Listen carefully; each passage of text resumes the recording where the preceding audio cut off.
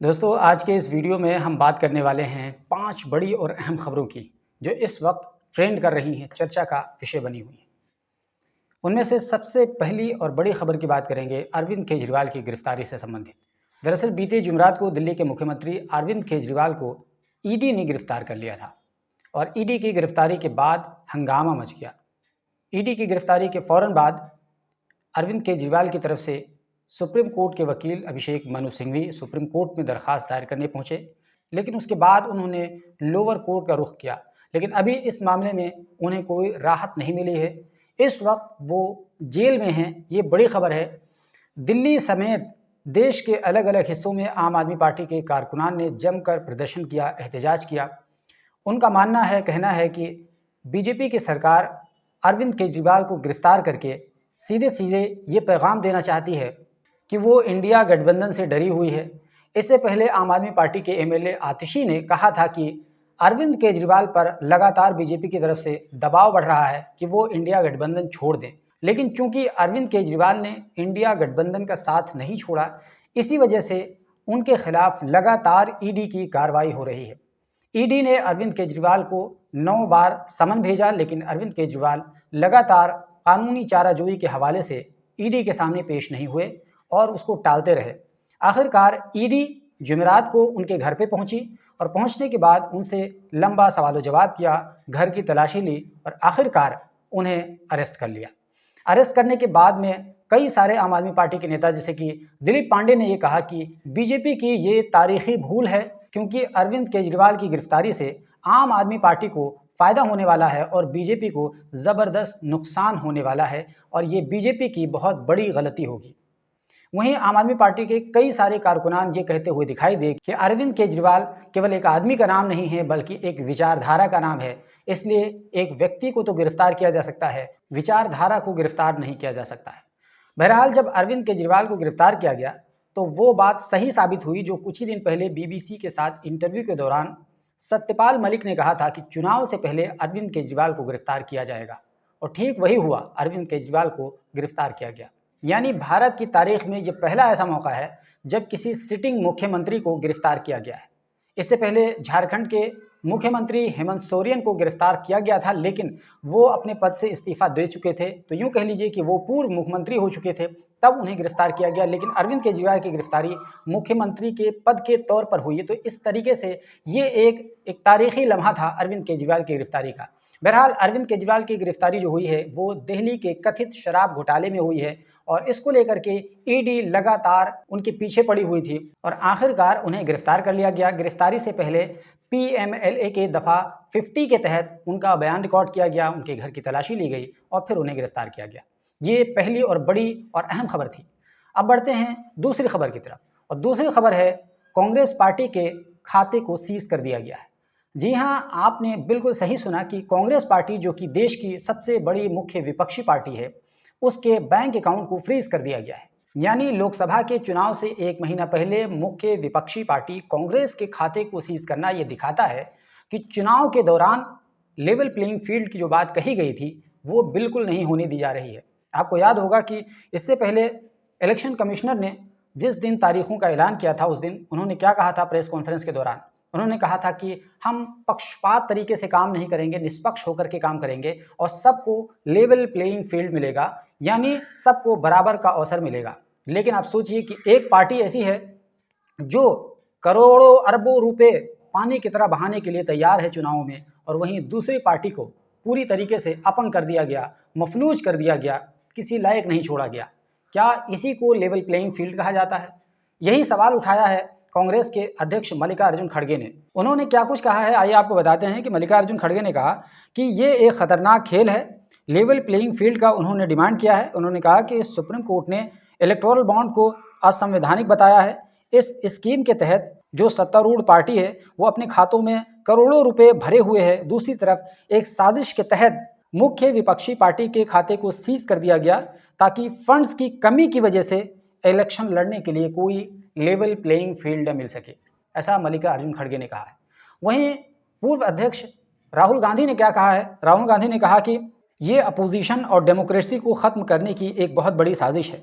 दरअसल इस फैसले के बाद में कांग्रेस के हेडक्वार्टर में राहुल गांधी सोनिया गांधी, मल्लिकार्जुन खड़गे, अजय माकन, ये लोग मुश्तरका तौर पर बैठ करके प्रेस कॉन्फ्रेंस कर रहे थे और एक एक करके सब लोग अपनी बातें कह रहे थे। तो राहुल गांधी ने क्या कुछ कहा? उन्होंने कहा कि चुनाव से ठीक 1 महीना पहले सबसे बड़ी अपोजिशन पार्टी के खाते को सीज करके उसे इकोनॉमिकली पूरी तरीके से अपाहिज बना दिया गया है। इसके अलावा सोनिया गांधी ने भी इस पर अपनी टिप्पणी दी है। सोनिया गांधी ने कहा है कि ये बहुत ही संगीन मसला है जिसे हम उठा रहे हैं। ये मसला सिर्फ कांग्रेस का नहीं है, बल्कि ये खुद लोकतंत्र को प्रभावित करता है। प्रधानमंत्री मोदी कांग्रेस को इकोनॉमिकली अपाहिज करने के लिए सुनियोजित तरीके से षड्यंत्र कर रहे हैं। उन्होंने कहा कि आम लोगों की जमा की गई रकम को फ्रीज किया जा रहा है, हमारे खातों से पैसे को ज़बरदस्ती छीना जा रहा है, लेकिन इस मुश्किल हालात में भी हम अपनी चुनावी कैंपेन को जारी रखने की कोशिश कर रहे हैं और इससे ज़्यादा अनडेमोक्रेटिक सिचुएशन की कोई बात नहीं हो सकती है, ये सोनिया गांधी कहती हैं। दोस्तों, यहाँ आपको बताते चलें कि राहुल गांधी ने केवल बीजेपी को आड़े हाथों नहीं लिया, बल्कि उन्होंने इलेक्शन कमीशन ऑफ इंडिया को भी खूब लताड़ा। उन्होंने इलेक्शन कमीशन ऑफ इंडिया को कहा कि इस जैसे संवैधानिक इदारे खामोशी बरते हुए हैं, ये अपने आप में एक चिंताजनक बात है। उन्होंने कहा कि दुनिया के सबसे बड़ी डेमोक्रेसी होने का हिंदुस्तान का आइडिया बिल्कुल झूठा है। राहुल गांधी ने सख्त लहजे में कहा कि नफरत से भरी हुई असुर शक्ति भारत के जमहूरियत को कत्ल करने के लिए हमारे बैंक अकाउंट को सीज किए हुए है। उन्होंने कहा कि जिस तरह किसी खानदान या कारोबारी इदारे के खाते को सीज कर दिया जाता है तो वो खानदान भूखा मर जाएगा, कारोबार तबाह हो जाएगा। यही सब कुछ कांग्रेस के साथ किया गया है। उन्होंने कहा कि भारत के 20% लोग कांग्रेस पार्टी को वोट देते हैं। फिलहाल पार्टी इस पोजीशन में नहीं कि वो खातों को फ्रीज होने की वजह से 2 रुपये भी खर्च कर सके।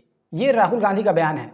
राहुल गांधी यही नहीं रुके, बल्कि उन्होंने ये भी कहा कि ये एक मुजरिमाना हरकत है जो कांग्रेस पार्टी को इलेक्शन के दौरान फाइनेंशियली अपंग बनाने के लिए की गई है, लेकिन न कोई अदालत और न ही इलेक्शन कमीशन कुछ कह रहा है। उन्होंने मीडिया सहित सभी इदारों पर जोर दिया कि इस पर सवाल उठाएं। राहुल गांधी ने कहा कि संविधान और डेमोक्रेटिक इंस्टीट्यूशंस जैसे कीमती इदारों को लूटा जा रहा है, लेकिन हैरत की बात यह है कि कोई कुछ नहीं बोल रहा है। उन्होंने कहा कि अगर अपोजिशन नहीं रही तो जमहूरियत भी बरकरार नहीं रहेगी। ये राहुल गांधी की बातें हैं जो मैंने आपको एज इट इज़ बता दिया। इसके अलावा अजय माकन ने क्या कुछ कहा है, उनकी बातें आपको इसलिए ज़रूर सुननी चाहिए क्योंकि उन्होंने टेक्निकल बातें कही हैं। अजय माकन चूँकि कांग्रेस पार्टी के कैशियर हैं, आप कह सकते हैं, खजांची हैं, तो अजय माकन ने कांग्रेस पार्टी के सीज खातों से 115 करोड़ 32 लाख रुपए ज़बरदस्ती निकालने का जिक्र करते हुए सवाल किया कि जब बीजेपी सहित कोई भी सियासी पार्टी इनकम टैक्स अदा नहीं करती है और मोदी हुकूमत ये अच्छी तरह जानती है, उसके बावजूद पार्टी के खाते क्यों सीज किए गए। उन्होंने एक सवाल किया। इसके अलावा अजय माकन ने और क्या कुछ कहा, उन्होंने कहा कि 199 करोड़ रुपए में से केवल और केवल 14,49,000 रुपये पार्टी ने नकदी के तौर पर लिए थे और ये नकदी कुल चंदे का सिर्फ और सिर्फ -0.07% है और इस पर जुर्माना 106% लगा दिया गया। इस पर जोर देते हुए अजय माकन ने कहा कि इलेक्शन से ठीक पहले ये कार्रवाई जानबूझकर की गई है। अजय माकन ने कहा कि पार्टी को 2017-2018 में 199 करोड़ रुपए का चंदा मिला था, लेकिन 7 साल बाद यानी 13 फरवरी 2023 को 210 करोड़ रुपए का वाजिब होने का दावा किया गया, यानी इतने की अदायगी कांग्रेस पार्टी को करनी है और इसी के चलते बैंक अकाउंट उनका फ्रीज कर दिया गया और बाद में 115 करोड़ रुपए ज़बरदस्ती छीन लिए गए, ऐसा अजय माकन ने कहा है। उन्होंने टैक्स कानून का हवाला देते हुए कहा कि कांग्रेस पर ताख़ीर से टैक्स जायज़ा जमा करने पर ज़्यादा से ज़्यादा 10,000 रुपये का जुर्माना हो सकता था, लेकिन 1993-94 में पार्टी के खजांची सीताराम केसरी के ज़माने के जायज़े के हिसाब से रकम का मुतालबा किया जा रहा है। ये अजय माकन ने टेक्निकली तमाम चीज़ें बताई कि उनका अकाउंट क्यों फ्रीज़ किया गया और क्यों नहीं फ्रीज़ किया जाना चाहिए था और कितना वाजिब था यानी बकाया था, कितना देना चाहिए था। ये तमाम चीज़ें अजय माकन के द्वारा बताई गई। तो ये वीडियो आपको बहुत ज़्यादा ज़रूरी है समझना कि दरअसल बीजेपी ये तमाम खेल क्यों कर रही है। तो ये दूसरी सबसे बड़ी और अहम खबर थी। अब हम आगे बढ़ते हैं तीसरी खबर की तरफ और तीसरी खबर भी बहुत अहम है। लास्ट वाली खबर देखिएगा क्योंकि लास्ट वाली खबर इतनी ज़्यादा अहम है जो हमारे और आपके हितों से सीधे सीधे जुड़ी हुई है। जो भी व्यक्ति समाचार सुनता है, खबरें सुनता है, न्यूज़ सुनता है, आखिरी खबर उसके हितों से जुड़ी हुई है, इसलिए लास्ट तक वो खबर ज़रूर देखिएगा।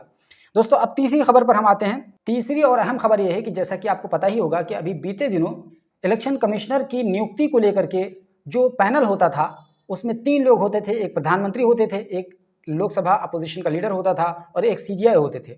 लेकिन चीफ जस्टिस ऑफ इंडिया को उस पैनल से हटा दिया गया था और उनकी जगह पर प्रधानमंत्री का एक कैबिनेट मिनिस्टर रख दिया गया था। यानी इसका एक नुकसान ये होगा कि 2-1 की बहुमत से हमेशा प्रधानमंत्री का पलड़ा भारी रहेगा और वो अपनी मर्जी के मुताबिक चुनाव आयुक्त को नियुक्त कर पाएंगे और फिर अपने एतबार से जाहिर सी बात है उसका फ़ायदा उठाएंगे। इस बात को चैलेंज किया गया था सुप्रीम कोर्ट में, लेकिन सुप्रीम कोर्ट ने अभी इस कानून पर रोक लगाने से इनकार कर दिया है। ये बड़ी और अहम खबर है। आपको बता दें, ये कानून जो पास किया गया था, ये उस वक्त पास किया गया था जब 21 दिसंबर 2023 को 146 विपक्षी सांसदों को निलंबित कर दिया गया था।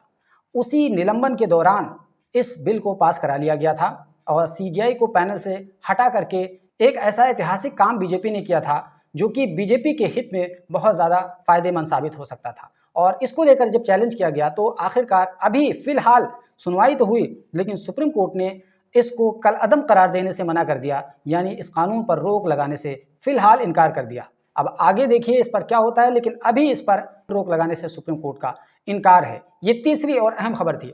अब बढ़ते हैं चौथी खबर की तरफ। चौथी और बड़ी खबर यह है कि आखिरकार सुप्रीम कोर्ट ने एसबीआई को बैक टू बैक डंडा जब मारा तो एसबीआई ने आखिरकार वो तमाम डिटेल्स इलेक्टोरल बॉन्ड से संबंधित ईसीआई यानी इलेक्शन कमीशन ऑफ इंडिया को सौंप दिया। यानी अभी तक वो इससे पहले डाटा सौंपा था जिन्होंने चंदा दिया और अलग तरीके से जिन पार्टियों ने चंदा लिया उनकी भी लिस्ट दी थी, लेकिन दोनों का मिलान नहीं हो पा रहा था। लेकिन अब जो अल्फान्यूमेरिक कोड था उसको देने के बाद में अब ये मिलान हो पाएगा और ये समझा जा सकेगा कि चंदा देने वाला कौन था, चंदा लेने वाला कौन था, यानी किसने किसको चंदा दिया। अब ये मिलान कराया जा सकता है। तो अब धीरे धीरे इसकी परतें खुलेंगी। जब मिलान कराया जाएगा तो सच सामने आ जाएगा कि किसने चंदा दिया, किसने भुनाया और किसने कितना ज़्यादा चंदा दिया, किसको कितना उसके बदले में फ़ायदा पहुंचाया गया। वो तमाम चीज़ें धीरे धीरे इसकी परतें खुलती चली जाएंगी। तो आप सोचिए कि इसी काम के लिए एसबीआई 30 जून 2024 का समय मांग रहा था और जब सुप्रीम कोर्ट ने इस पर डंडा मारा तो एसबीआई ने आखिरकार 21 मार्च तक ही तमाम डिटेल्स दे दिया और साथ ही साथ एफिडेविट भी दे दिया कि हमारे पास जितनी भी डिटेल्स थी हमने सब कुछ दे दिया है, अब हमारे पास इलेक्टोरल बॉन्ड से संबंधित कोई भी डिटेल नहीं बची है। तो सुप्रीम कोर्ट के डंडा मारने के बाद एसबीआई ने आखिरकार वो काम कर दिया इलेक्शन से पहले जिसको वो इलेक्शन के बाद करने के लिए कह रहा था, यानी वो इलेक्शन के बाद ये तमाम डिटेल्स देना चाह रहा था। बहरहाल ये चौथी और बड़ी खबर थी। अब आइए पांचवी आखिरी और सबसे अहम खबर की तरफ आते हैं। पांचवी और अहम खबर यह है कि एक बार फिर सुप्रीम कोर्ट ने प्रधानमंत्री मोदी और उनकी पार्टी के लिए मुसीबत खड़ी कर दी है। और मुसीबत क्या है? मुसीबत दरअसल ये है कि FCU यानी फैक्ट चेक यूनिट, इसका मतलब ये हुआ कि प्रेस इंफॉर्मेशन ब्यूरो के अंतर्गत सरकार ने एक यूनिट बनाई थी, फैक्ट चेक यूनिट, जिसको FCU बोलते हैं। तो दरअसल वो यूनिट ये चेक करती कि सोशल मीडिया पर या मीडिया पर जो भी कंटेंट डाले जा रहे हैं क्या वो मिसलीडिंग हैं, फेक हैं या क्या कुछ हैं। वो तमाम चीज़ों को लेकर के सरकार अपने सतह पर उसको चेक करती।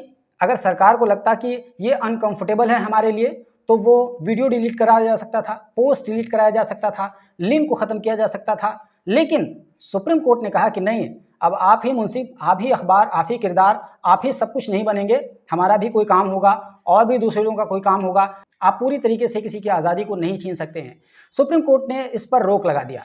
यानी FCU फैक्ट चेक यूनिट यानी सरकार के अधीन आने वाले PIB यानी प्रेस इंफॉर्मेशन ब्यूरो के अंतर्गत चलने वाले एक यूनिट जिसको FCU यानी फैक्ट चेक यूनिट कहते थे, उसका नोटिफिकेशन सरकार ने जारी किया था। उस नोटिफिकेशन पर सुप्रीम कोर्ट ने प्रतिबंध लगा दिया है। यानी हम आज़ादी के साथ अपनी बात रख सकते हैं, वरना अगर ये तमाम चीज़ें ऐसी जारी रहती तो मान लीजिए कि हमारा ये वीडियो सरकार को अनकंफर्टेबल कर रहा है तो इस वीडियो को सरकार फ़ौरन FCU के द्वारा उसको फैक्ट चेक करती और पाती कि ये मिसलीडिंग है या जो कुछ भी है, सरकार अपने तरीके से इसको बहाना बना करके इस वीडियो को डिलीट करा देती। केवल वीडियो ही नहीं बल्कि जो भी पोस्ट हैं कोई भी, यानी कोई ऐसा नहीं कि न्यूज़ वाले, अगर आप एक कॉमन मैन हैं और आप फेसबुक, ट्विटर, इंस्टाग्राम कहीं भी आप कुछ लिखते हैं, सटायर करते हैं, कुछ भी करते हैं और सरकार को ये लगा कि हमारे लिए ये सुटेबल नहीं है ये कंटेंट, तो सरकार फिर उस पर फैक्ट चेक के बहाने से उसको डिलीट कर देती। यानी एक तरीके से सरकार सूचनाओं को छान रही थी, सूचनाओं को अपने एतबार से जाने दे रही थी। सरकार की आलोचना न करने पाए कोई, सरकार के खिलाफ कोई ना बोलने पाया, सरकार ऐसा चाह रही थी।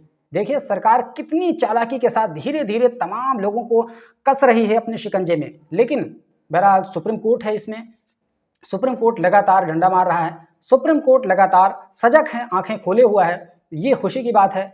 लेकिन अगर सुप्रीम कोर्ट किसी दिन आंख बंद कर लेगा तो फिर दिक्कत हो जाएगी। इस वक्त सुप्रीम कोर्ट की आंख खुली हुई है, अदलिया इस वक्त बहुत चौकन्ना है। यही वजह है कि बीते कई दिनों से हम आप देख रहे हैं लगातार कम से कम आधा दर्जन ऐसी खबरें सामने आई जो सरकार को बैकफुट पर ले जाने वाली हैं। उन्हीं में से ये भी थी एफसीयू पर रोक लगाना। तो ये 5 बड़ी और अहम खबरें थीं, हमने आप तक पहुंचाई। दोस्तों, इस जैसी और अहम खबरों को जानने के लिए, देखने के लिए हमारे चैनल ग्लोबल बाउंड्री को सब्सक्राइब कर लीजिए, ताकि आपको हम क्वालिटी वाइज कंटेंट बनाकर दें, ऑथेंटिक दें, कॉम्प्रहेंसिव तरीके से दें। और इसके साथ साथ अगर आप हमारा ये वीडियो फेसबुक पर देख रहे हैं तो ग्लोबल बाउंड्री पेज को फॉलो कर लीजिए, क्योंकि वहाँ पर न केवल न्यूज़ बल्कि हम व्लॉग से संबंधित दिलचस्प वीडियोज़ भी बनाकर आपको फेसबुक के माध्यम से देते रहते हैं। तो इसलिए इस पेज को आप ज़रूर फॉलो कर लीजिए।